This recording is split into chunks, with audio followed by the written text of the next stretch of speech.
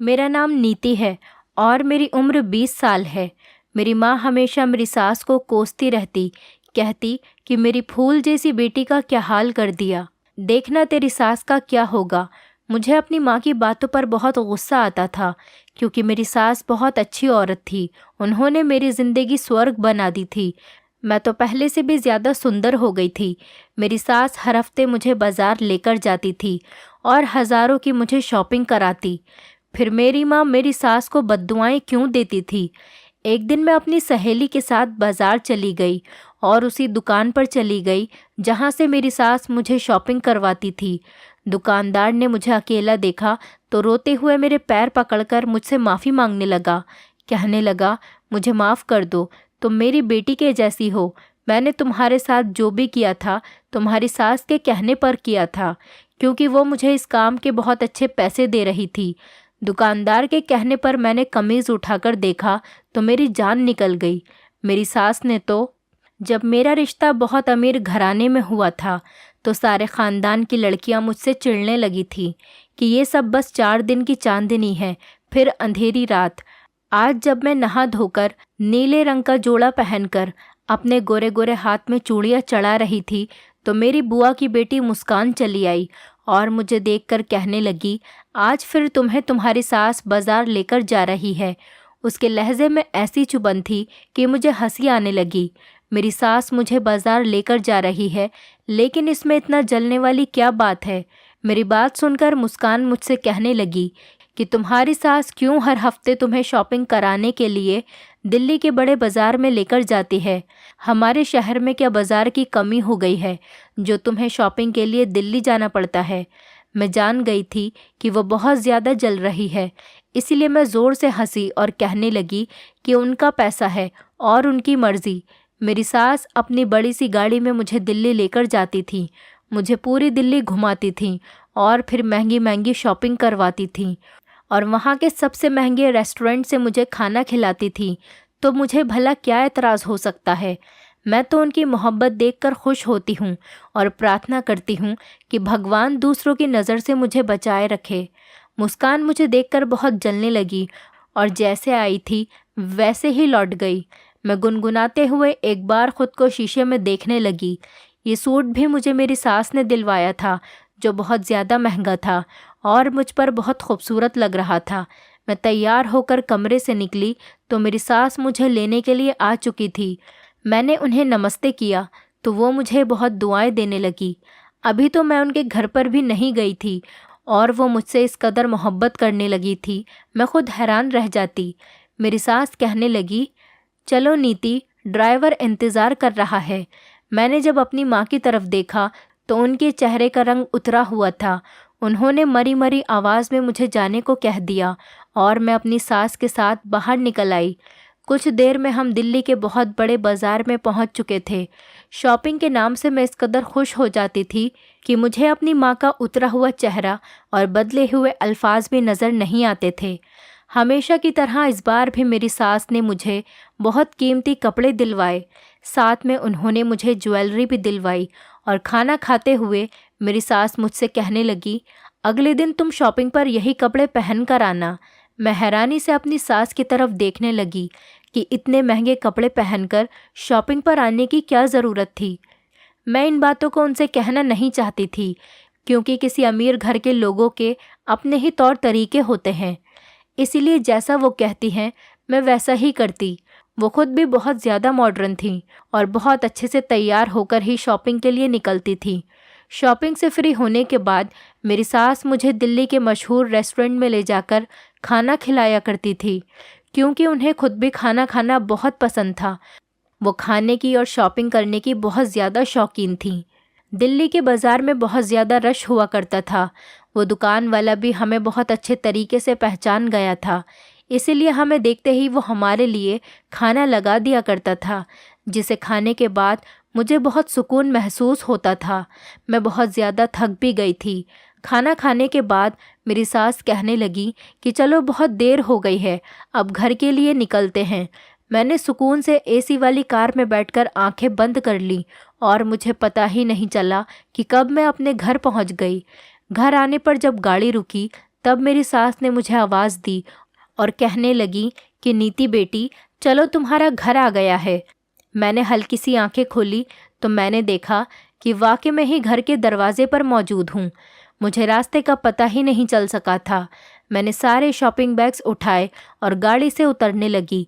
तब मेरी सास ने कहा कि अगले दिन शॉपिंग पर इससे भी ज़्यादा अच्छे से तैयार होकर आना, तुम इन कपड़ों में बहुत ज़्यादा खूबसूरत लगती हो। अपनी सास की बात पर मैं शर्मा गई थी। वो मेरी इसी तरह खुलकर तारीफ़ किया करती थी। मैं सोचती थी कि मैं कितनी खुश नसीब हूँ जो मुझे इतनी मोहब्बत करने वाली सास मिली है, वरना लोग तो सास को लेकर कैसी कैसी छवि बनाते हैं कि मुझे शादी के नाम से ही डर लगता था। मेरी दोस्त राखी भी अपनी सास की बहुत बुराइयां करती थी, लेकिन मेरी सास तो शादी से पहले ही मेरा बहुत ख्याल रखती थी। अपने मंगेतर को तो मैंने एक दफ़ा ही देखा था, और वो भी तस्वीर में, लेकिन मेरी सास से तो मेरी मुलाकात हर हफ्ते ही होती थी। शुरू शुरू में मेरे लिए ये सब कुछ बहुत अजीब था, लेकिन अब तो मुझे इसकी आदत हो गई थी। मैं थकी हारी शॉपिंग बैग उठाए जब घर में आई तो मुझे अंदाज़ा हुआ कि मैं कोई 6-7 घंटे बाद घर लौटी थी। मैंने शॉपिंग बैग्स अपने कमरे में रखे और माँ के कमरे में चली गई और माँ पूजा कर रही थी और रोती हुई भगवान से प्रार्थना कर रही थी कि भगवान, मेरी बेटी को कभी सच का पता न चले, मेरे भगवान मुझे माफ़ कर दे। इस प्रार्थना पर मैं हैरान हुई थी। मैंने जब माँ को पीछे से आवाज़ दी तो माँ जल्दी से चुप हो गई और अपने आंसू पोंछते हुए कहने लगी कि तेरी मनहूस सास कमबख्त मारी ने मेरी फूल जैसी बेटी का क्या हाल कर दिया है। मुझे माँ की बातों पर बहुत गुस्सा आता। मेरी सास तो बहुत अच्छी थी। अगर माँ को मेरी सास बहुत बुरी लगती थी तो उन्होंने मेरा रिश्ता क्यों किया था? लेकिन माँ मेरे इन सवालों का मुझे कोई जवाब नहीं देती। बस इतना ही कहती, मेरी बच्ची तू थक गई होगी, जाकर आराम कर ले। मैंने माँ से पूछा कि आप क्या प्रार्थना कर रही थी? ऐसी कौन सी बात है जो मुझे पता नहीं चलनी चाहिए? माँ ये सुनकर घबराकर कहने लगी, कुछ नहीं, बस तेरे हक़ में बेहतर की दुआ कर रही थी। तेरी खुशियों को किसी की नज़र न लगे। तू तो जानती है तेरे ख़ानदान वाले तेरे इस रिश्ते के बारे में कैसी कैसी बातें करते हैं। मैं नहीं चाहती कि इस बारे में तुझे कुछ भी पता चले और तेरा दिल ख़राब हो। माँ की बातों पर मैं मुस्कुराकर उनके गले लग गई और उन्हें बताने लगी कि मेरी सास ने आज मुझे कितनी महंगी शॉपिंग कराई है, और फिर माँ को अपने कमरे में ले जाकर उन्हें सारी शॉपिंग दिखाने लगी। वो खामोशी से मेरे साथ शॉपिंग देख रही थी और फिर मेरे चेहरे पर छाई खुशी देखकर मुस्कुरा देती। पता नहीं क्यों मुझे उनकी मुस्कुराहट में एक अजीब सा दर्द महसूस होता था। माँ मुझे आराम का कहकर चली गई थी। मुझे भी बहुत ज़्यादा थकान महसूस हो रही थी और खाना खाने के बाद मेरा पेट भरा हुआ था, इसीलिए मैं सोने के लिए लेट गई। मेरी बाकी की बहनें ऊपर छत पर ही थी, इसीलिए नीचे सन्नाटा हो रहा था। वैसे भी माँ उन्हें मेरी सास के सामने नहीं आने देती थी और ना ही मुझे अपनी शॉपिंग अपनी बहनों को दिखाने की इजाज़त थी। कि ऐसा माँ कहती थी कि कहीं ऐसा न हो कि तेरी बहनों का दिल दुखे या उन्हें एहसास हो कि उनके पास ये सब कुछ नहीं है। इसीलिए मैं अपनी बहनों को अपनी ख़रीदारी नहीं दिखाती थी, बल्कि कुछ चीज़ें उन्हीं को दे दिया करती थी जो मेरी सास ने उनके लिए दिलाई होती थी। मैं थकी हारी बिस्तर पर लेटकर अपने पति के सपने देखने लगी। मेरा मंगेतर सूरज दूसरे देश में काम करता था और वहीं पर रहता था। वो एक पढ़ा लिखा सुंदर लड़का था। उसे कोई भी लड़की आसानी से मिल जाती, लेकिन शायद भगवान ने उसे मेरे ही नसीब में लिखा था। मेरा रिश्ता एक बंगले वाली औरत ने करवाया था जहाँ मेरी माँ काम करती थी, और मैंने अपने मंगेतर की सिर्फ तस्वीर ही देख रखी थी। शुरू शुरू में मैं बहुत परेशान थी कि मेरी माँ ने बहुत ज़्यादा अमीर लोगों में मेरा रिश्ता तय कर दिया है। पता नहीं वो कैसे लोग होंगे, लेकिन जब मेरी पहली मुलाकात अपनी सास से हुई तो उनका मिजाज और मोहब्बत भरा रवैया देखकर मैं बहुत हैरान रह गई थी। हमारे घर के हालात बिल्कुल भी अच्छे नहीं थे, क्योंकि पापा के देहांत के बाद मेरी माँ लोगों के घर काम करके घर का गुजारा करती थी और हम 4 बहनें थीं। मैं ही सबसे बड़ी थी। माँ जैसे तैसे हमारा पेट पाल रही थी। मेरे लिए कोई अच्छा रिश्ता मुमकिन ही नहीं था। अचानक एक दिन माँ ने मुझे बताया कि बंगले वाली मालकिन ने मुझे एक रिश्ते का बताया है और वो लोग घराने वाले हैं। तो मुझे लगा कि उनके पास शायद काम करने वाले किसी नौकर का रिश्ता होगा, लेकिन एक बड़ी सी काले रंग की गाड़ी हमारे घर के दरवाजे पर आकर रुकी। लड़के की माँ यानी मेरी सास उतरकर घर में आई तो मैं उन्हें देखकर हैरान रह गई, क्योंकि उन्हें देखकर तो ऐसा लगता था जैसे वो किसी अमीर ख़ानदान से रिश्ता रखती हैं। मुझे देखकर उन्होंने मेरे हाथ पर 2-2 हज़ार के कई नोट रख दिए और रिश्ता पक्का कर दिया। मैं तो अपनी किस्मत पर यकीन ही नहीं कर पा रही थी और मेरी माँ की आंखों में भी आंसू थे। उन्होंने मुझे सीने से लगाया और कहने लगी, मैंने ये फ़ैसला हम सब के लिए किया है, तू कभी अपनी माँ से गिला न करना और हमेशा खुश रहना। मुझे माँ की अजीबोगरीब बातें समझ में नहीं आती थीं। इतने बड़े घर से आए रिश्ते को भला मैं क्यों एक्सेप्ट नहीं करती। और फिर सूरज की फ़ोटो देखकर मैं अपना दिल ही हार बैठी थी। मेरी सास ने मेरे साथ मेरी छोटी बहनों के हाथ पर भी काफ़ी सारे पैसे रखे थे। मुझे जब भी शॉपिंग करवाने लेकर जाती थी तो मेरी छोटी बहनों के लिए भी कुछ न कुछ दिलवाया करती थी। सच कहूँ तो इस रिश्ते ने हमारे घर के हालात ही बदल दिए थे। अब तो माँ ने दूसरों के घरों में जाकर काम करना भी ख़त्म कर दिया था। मेरी सास ही हमारे घर इतना कुछ ले आती थी कि माँ को काम करने की ज़रूरत ही नहीं रहती थी। मगर मुझे आज तक इस बात का समझ में नहीं आया था कि मेरी माँ ने मेरी सास के लड़के से मेरा रिश्ता तय कर दिया और दूसरी तरफ मेरी सास को बुरा भला क्यों कहती रहती थी। यही सोचते सोचते मुझे नींद आ गई थी और जब सुबह मेरी आँख उस वक्त खुली जब मेरे कॉलेज जाने का वक्त हो गया था। वैसे तो मैंने 12वीं पास करके पढ़ाई छोड़ दी थी, लेकिन जब से मेरा रिश्ता हुआ था मेरी सास ने पढ़ाई के लिए मुझे मजबूर कर दिया था। उनका कहना था कि बड़े लोगों में उठने बैठने के लिए पढ़ा लिखा होना ज़रूरी है, और उनकी बात बिल्कुल सही थी, क्योंकि जब मैं उनके साथ बड़ी बड़ी दुकानों पर जाती थी तो वहाँ पर काम करने वाली लड़कियाँ भी इंग्लिश में ही सवाल जवाब किया करती थी। इसीलिए मैंने सरकारी कॉलेज में दाखिला ले लिया था और आगे पढ़ाई का सिलसिला शुरू कर दिया था। मैं जल्दी जल्दी तैयार होकर कॉलेज पहुंची तो पता चला कि कॉलेज वाले स्टूडेंट्स को दिल्ली की फेमस जगह पर घुमाने के लिए लेकर जा रहे हैं। मेरी दोस्तें मुझसे कहने लगी कि सब साथ जाएंगे तो मज़ा आएगा। ये सब सुनकर मैंने भी हाँ कर दी थी। 3 दिन बाद हम सब लोग दिल्ली की ट्रिप पर निकल गए थे। दिल्ली की मशहूर जगह पर ले गए तो रास्ते में वही बाज़ार आया तो मैंने सबको बताया कि यहाँ पर एक छोले पूरी वाला है और वो बहुत मशहूर है। सब लोग वहाँ से छोले भटूरे खाते हैं। हम सब छोले भटूरे वाले के पास पहुँच गए। वहाँ पहुँचते ही वो मुझे पहचान गया और जब उसने देखा कि मैं अपनी सास के साथ नहीं बल्कि अपनी सहेलियों के साथ हूँ तो उसने इशारे से मुझे कोने पर बुलाया। मैं जैसे ही उसके पास गई तो वो रोते हुए अपने हाथ जोड़कर कहने लगा, बेटी मुझे माफ़ कर दो, मैंने जो कुछ भी तुम्हारे साथ किया मैं बहुत मजबूर था। मैं बुरा आदमी नहीं हूँ, लेकिन मजबूरी इंसान से बहुत कुछ गलत करवा देती है। बेटी मैंने वही सब किया जो तुम्हारी सास ने मुझे करने को कहा था। दरअसल मेरी बेटी बहुत बीमार है और वो कई महीनों से अस्पताल में भर्ती है। मुझे बहुत सारे पैसों की ज़रूरत थी और तुम्हारी सास ने मुझे इसी काम के लिए बहुत ज़्यादा पैसे दिए थे। मैंने तुम्हारे साथ बहुत घटिया हरकत की थी। मैंने एक दफ़ा भी ये नहीं सोचा कि तुम भी किसी की बेटी हो। मैं तुम्हारे साथ कैसे इतना गलत काम कर सकता हूँ। जबकि मैं हैरान होकर उस छोले भटूरे वाले को देख रही थी जो बहुत रो रहा था। मुझे समझ में नहीं आ रहा था। मैंने फ़ौरन कहा, अंकल शायद आपको कोई गलतफहमी हो गई है, आप मुझे कोई और समझ रहे हैं। मैं और मेरी सास तो हर हफ्ते आपके यहाँ छोले भटूरे खाने के लिए आते हैं। छोले भटूरे वाला कहने लगा कि बेटी तुम बहुत मासूम हो, तुम्हें नहीं मालूम कि तुम्हारी सास कैसी औरत है। उसने मुझे बहुत सारे पैसे दिए और कहा कि मैं तुम्हारे छोले भटूरे में नशे की दवा मिला दूं। इसीलिए मैं हर हफ्ते तुम्हें छोले भटूरे में नशे की दवा मिलाकर खिलाया करता था। मैं अपनी बेटी के इलाज को लेकर खुदगर्ज हो चुका था, लेकिन सच तो ये है जब से मैंने तुम्हारे साथ ये हरकत शुरू की है मेरी बेटी की तबीयत ख़राब होती चली जा रही है।